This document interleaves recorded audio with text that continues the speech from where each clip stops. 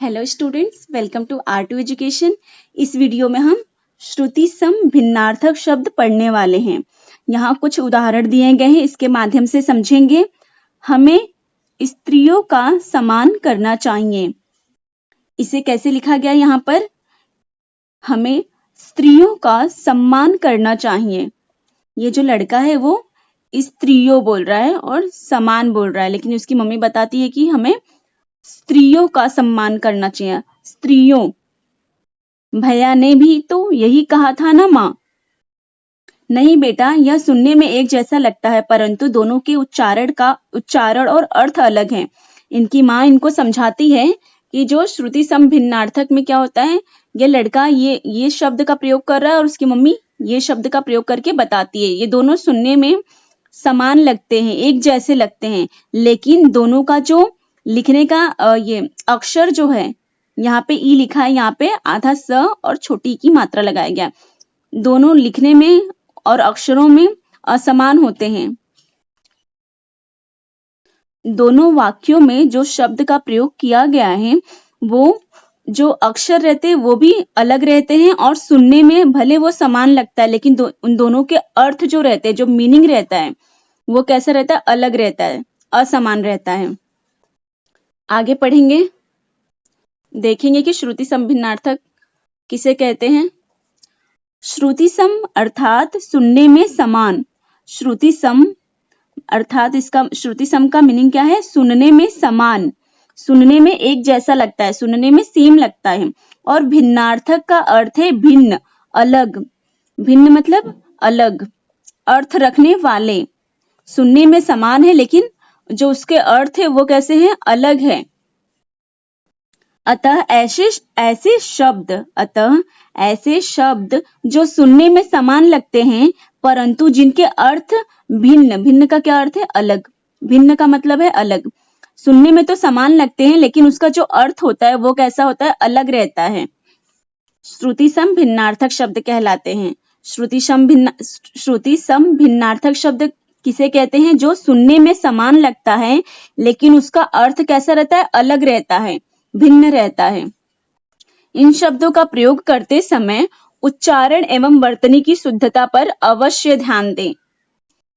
यहाँ इन जो श्रुति सम भिन्नार्थक जो शब्द होते हैं, उनका प्रयोग करते समय, उनका यूज करते समय हमें उनके उच्चारण मतलब जो प्रोनाउंसिएशन होता है और जो वर्तनी, जो अक्षर होते हैं, उस पर ध्यान देना चाहिए। भले वो सुनने में समान लगते हैं, लेकिन उसका जो अर्थ रहता है वो अलग रहता है। इस प्रकार सुनने में समान किंतु भिन्न वर्तनी एवं भिन्न अर्थ रखने वाले शब्द श्रुति सम भिन्नार्थक शब्द कहलाते हैं। जो शब्द सुनने में एक जैसे लगते हैं, सेम लगते हैं, समान लगते हैं, लेकिन उसका जो अक्षर रहता है, जो वर्ण रहता है, वो कैसा रहता है? अलग रहता है, और उसका अर्थ भी अलग रहता है। उसे ही हम श्रुति सम भिन्नार्थक शब्द कहते हैं। यहाँ बहुत सारे शब्द और उसके अर्थ दिए गए हैं, उसके माध्यम से हम समझेंगे। पहला शब्द है अंक। इसका अर्थ है संख्या या गोद, संख्या या गोद। दूसरा है अंग। यहाँ अंक है, यहाँ पे अंग। अंग मतलब हिस्सा, भाग। अचार, एक खाद्य पदार्थ। आचार, आचरण। अणु, कण। अनुवाद। अनिल, हवा। अनल, आग। अन्न, अनाज। अन्य, दूसरा। अली, भंवरा। अली का अर्थ है भंवरा।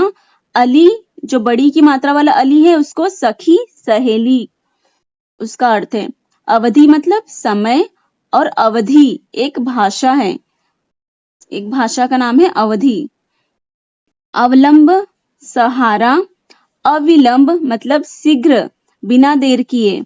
अश्व, अश्व का क्या है? घोड़ा। अस्म, पत्थर।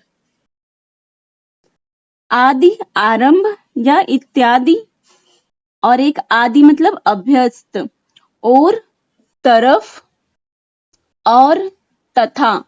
और मतलब एक तरफ, और का अर्थ है तथा। इसके बाद है इतर, दूसरा। इतर मतलब दूसरा। इत्र मतलब सुगंधित द्रव्य। कर्म, काम। क्रम, सिलसिला, सिलसिला, किला, गढ़, किला, खूंटा, कुल, वंश, कुल, किनारा, कृति, रचना, कृति, निपुण, कोश, शब्द भंडार, कोश मतलब खजाना, ग्रह, नक्षत्र, नक्षत्र, गृह, घर, चालक, वाहन चलाने वाला, चालाक मतलब चतुर, चीर का अर्थ है पुराना, चीर का अर्थ है पुराना, चीर मतलब वस्त्र, तरंग, लहर, तुरंग, घोड़ा, तुरंग का अर्थ है घोड़ा, दिन, दिवस, और एक दिन मतलब जो जिसमें छोटी की मात्रा रहता है वो दिन मतलब दिवस, जिसमें बड़ी की मात्रा रहता है वो दिन मतलब गरीब, गरीब व्यक्ति।